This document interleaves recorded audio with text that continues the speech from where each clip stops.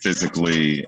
How encouraging is it to see you guys do that on this second end of the back-to-back?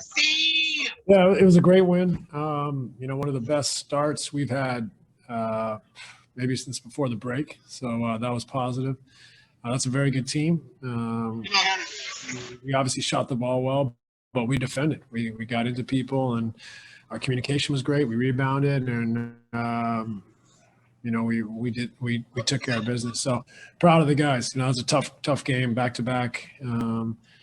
Tough little stretch here, and we had a good week. What did you see from LaMarcus Aldridge, and did what you see play into your decision beforehand to put him in the starting lineup? Yeah, I mean, I think this is a guy that has a great pedigree. Very intelligent, experienced, and skilled 6'11" basketball player. So, we thought we got to get him going, and so why not throw him in the starting lineup and see if we can get his rhythm. And I was impressed with his effectiveness after such a long layoff, and that goes to show an experienced, skilled basketball player and intelligence. So I was really proud of the way he played tonight. Brian Lewis with the New York Post.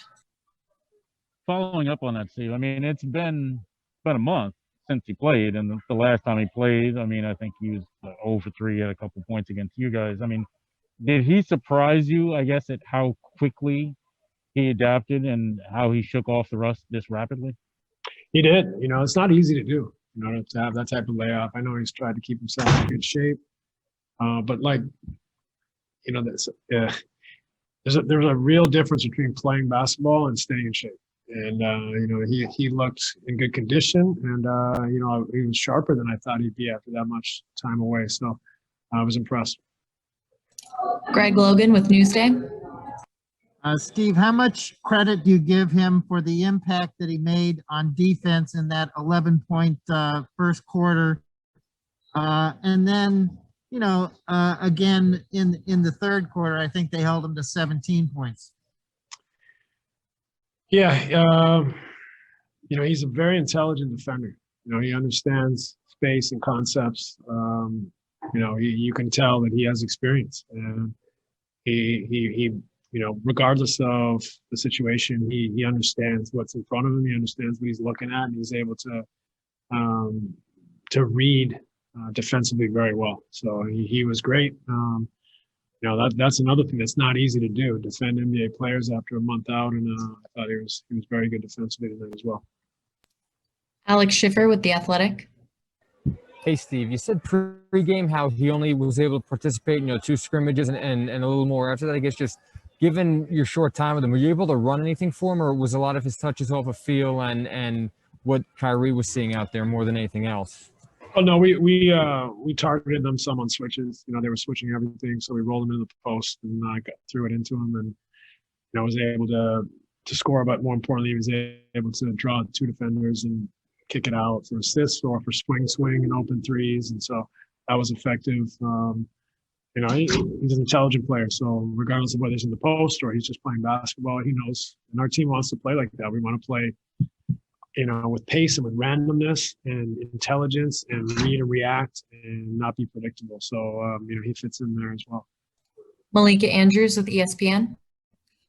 Hey, Steve, in a game that was so much of a blowout basically for the entire time, what was the thought process in keeping some of your starters in so late and not having DeAndre play at all? Yeah, the starters, we went from 30 to 20 in about 2 minutes. So another 2 minutes, it might have been an 8-point game. So I just wanted to make sure we got the win.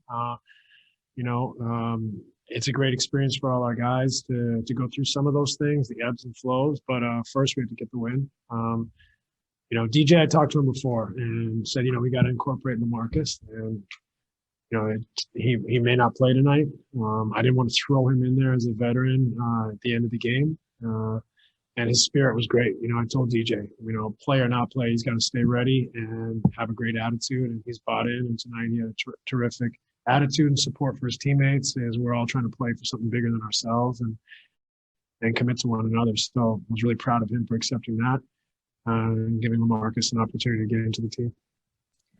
Do you anticipate him being a part of your rotation moving forward? Yeah, I mean, this is the thing. We say it all year. Something's going to come up.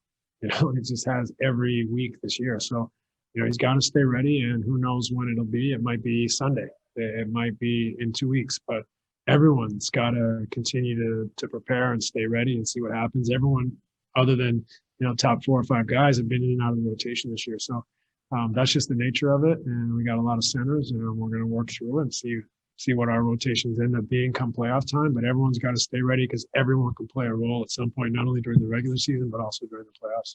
Thank you. Last question, Christian Winfield with the New York Daily News. Hey, Coach, you talked about the feeling of a malaise of being in a rut of sorts. Does a win like tonight, do you think, help pull a team out of that?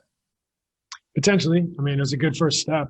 You can't pull yourself out of it without stringing together performances. So there's one.